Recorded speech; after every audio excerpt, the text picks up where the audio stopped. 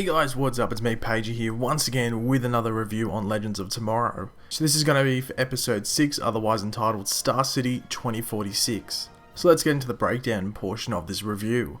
So the episode actually starts off where we finished last episode in Star City, you guessed it, in 2046. So the group runs into the Green Arrow. Unfortunately, it is not Oliver Queen, it is someone else. Something else. Now the Legends manage to make their way back to the Wave Rider before this new Green Arrow can get them. Now Rip Hunter assigns Captain Cold and Heatwave the mission to basically retrieve this prototype of a piece of equipment to get the Wave Rider functioning properly. So Rip, Heatwave, Sarah and Captain Cold head onto the streets of Star City. Now while they go do that, the others help repair the Wave Rider and try and fix its issues. Now while on the streets, all hell breaks loose basically with all these thugs, I'm going to call them thugs, flooding the streets. Now the Green Arrow shows up but is actually hurt in the process. So Sarah and Rip actually go after him, but this leaves Captain Cold and Heatwave alone and they actually end up mingling with the thugs and join them, even though Captain Cold is pretty hesitant in doing this. Now Sarah catches up to the Green Arrow, who tells her that Oliver Queen is dead, and apparently he died after the uprising started, which was led by Deathstroke. And this is when Deathstroke appears before Sarah and explains that he has Slade Wilson's son, Grant Wilson, and then he is joined by his army. So Green Arrow, Rip and Sarah escape before they get too close to them.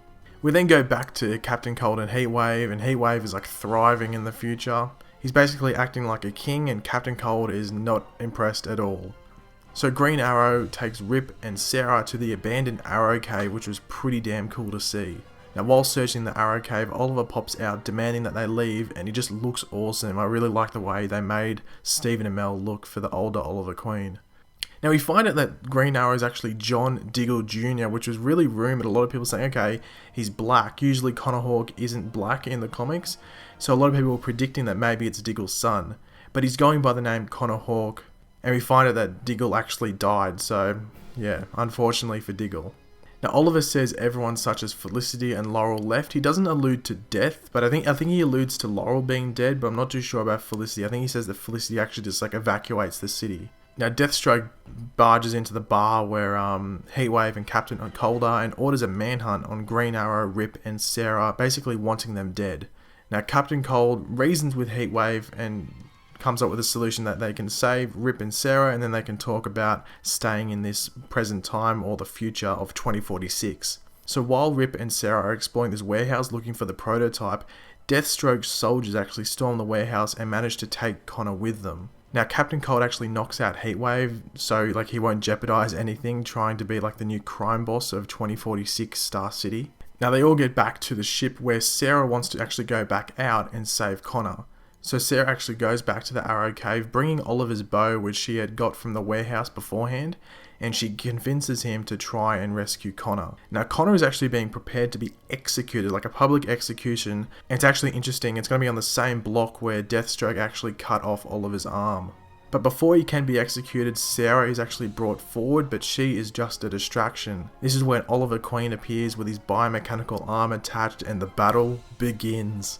So Oliver and Deathstroke battle it out, and with the help of Connor, Oliver is actually able to take out Deathstroke. Now the rest of the Legends show up and take out the rest of the thugs on the street, which was pretty helpful. So Oliver and Connor reopen the Arrow Cave and get ready to clean up the city and try and get it running properly again. Now the episode actually finishes off with Heatwave looking over the blazing streets of Star City, basically telling Ray that he doesn't know who his people are anymore, and I can see him getting going a bit rogue, if you know what I mean, over the next few episodes, because Captain Cold really went behind his back in this episode and stopped Heatwave from doing what he wanted to do, which he really didn't appreciate.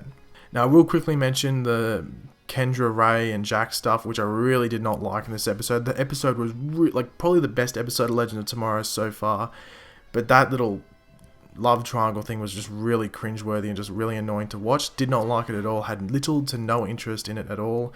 They should have just taken it out of the episode, but they needed to evolve those characters some way or some shape in this episode. So leave your opinions in the comment section below. What did you think of this episode of Legend of Tomorrow? I loved it, as you can tell, apart from that stupid love triangle thing. Leave your opinions in the comment section below. If you enjoyed the video, leave a like and subscribe if you are new. I'll catch you later, guys. Goodbye.